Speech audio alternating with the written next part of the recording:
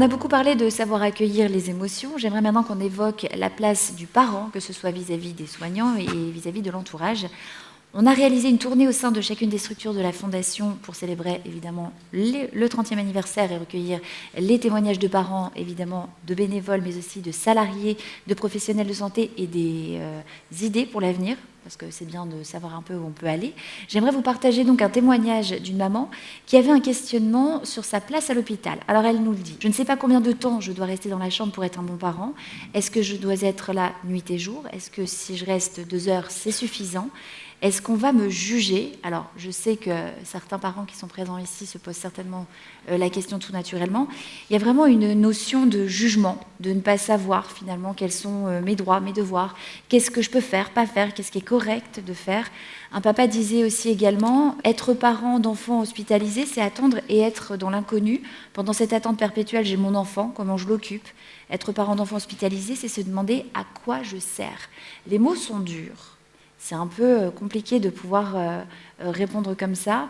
L'enjeu, ça serait de se sentir le plus disponible possible. L'idée, c'est de ne pas dire il faut pas. Les perceptions très comme ça, les représentations très clivantes.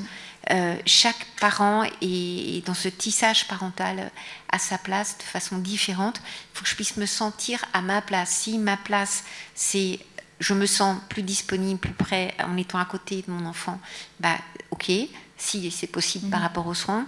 Mais si j'ai besoin d'être dehors parce que c'est trop anxiogène pour moi et je sais que je ne vais pas du tout supporter d'être là à attendre assise que mon enfant se réveille, bah, il vaut peut-être mieux que je sorte, que j'aille prendre soin de moi. Il faut arriver en tant que parent à prendre soin de soi pour prendre soin de notre enfant.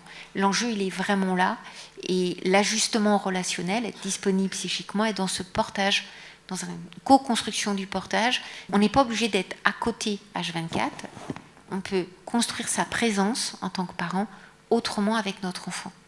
L'idée, c'est la continuité. Ce qu'on peut dire, c'est que sur cette question de « il faut », c'est essayer de pouvoir se libérer l'esprit pour pouvoir vivre ses émotions comme on les ressent et pour pouvoir, encore une fois, être authentique et spontané avec le contexte et la situation. Il faut s'autoriser à soi-même décoder la situation et puis faire comme on sent les choses. Rester vivant, c'est vraiment important, même s'il y a la maladie, le handicap, même s'il y a la souffrance, les soins, la séparation, tout ça. Et on voit qu'il y a des moments aigus comme ça, où la vie reprend le dessus quelque part, une forme de légèreté.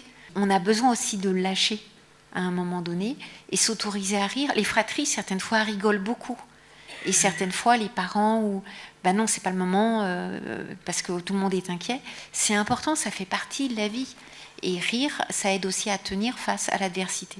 Finalement, on va essayer de faire au mieux. Je pense que vraiment, ces maisons qui permettent aux parents de pouvoir avoir des espaces et des temps de respiration, des temps pour penser, pour réguler ses émotions, pour partager aussi, puisque dans ces maisons, finalement, on peut partager son expérience avec d'autres parents. Donc, on est dans quelque chose qui est finalement un partage entre pairs, PAIRS, de ses propres expériences vécues.